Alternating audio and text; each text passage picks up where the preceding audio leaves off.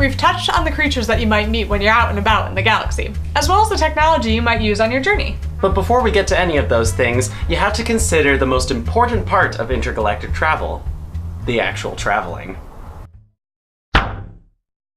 Travel affects plot, dependent on the realism of your travel times and your modes of transportation.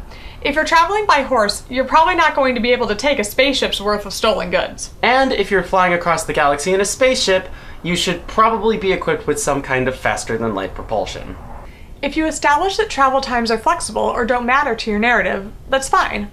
Star Wars kind of does this, where time matters when the plot demands it matters, but it's otherwise pretty subjective. If you're going to be more realistic than that, consider how many days or weeks it might take for your character to get from one place to another, as well as the likelihood of how much and how far they've traveled before. If it's a long journey, they'll probably come across different cultures of some sort. Modes of travel directly influence how much cultural exchange appears in a world. Fusion foods are only possible if you're aware about both culinary cultures. Clothing inspired by a culture that's not your own is only possible through knowledge about that culture. And that knowledge usually comes from yourself or someone else visiting the native land. A setting's primary mode of travel will usually indicate how much of this exchange is actually taking place in the grand scheme. But there is room for exceptions, mostly having to do with how accessible a given culture is versus others. In Star Wars, you can see more evidence of cultural exchange between the central planets of the galaxy versus the Outer Rim.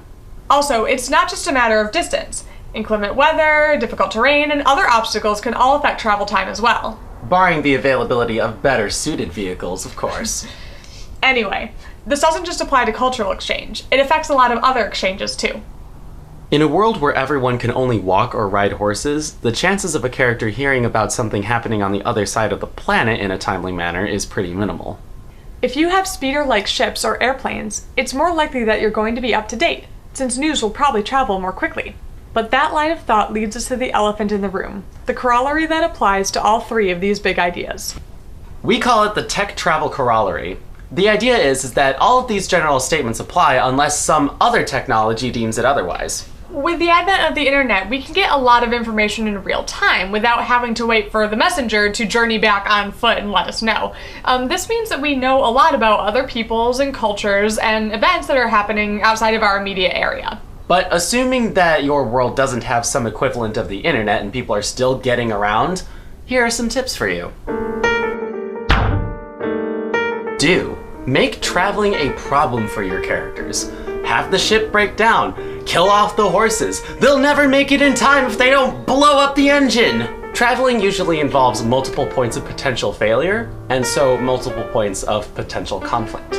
Don't let the realism of travel time make for a boring narrative. Unless there's something really important happening in that car ride across the country, we really don't need to be there every second of the way.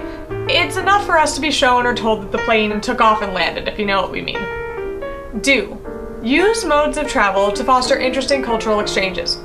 Put two totally different people together in the same spaceship going across the galaxy, or on the back of the same camel going across the desert, and see what you come up with. Travel has always been a great way to get different people together, and the resulting cultural exchanges might just surprise you. Don't let your characters know what's happening in the world without the means for the information to travel. A character with knowledge of events half a world away when there's only horses and the Pony Express doesn't make a lot of sense, and it's going to leave your audience asking questions. Use travel to shape your world, the cultures in it, and the characters you create. Remember, they live here! And whether they're dreaming of going somewhere far away or they're more of a homebody, the journey doesn't start until you take the first step. Or get behind the wheel. And that is our last minisode of the second season. Thank you guys so much. You are awesome. If you guys want to find out what comes next, make sure that you sign up on our social medias or subscribe. And in the meantime, leave a comment about your favorite mode of travel and world building. What is your favorite? Let us know. And in the meantime, stay curious. And stay creative.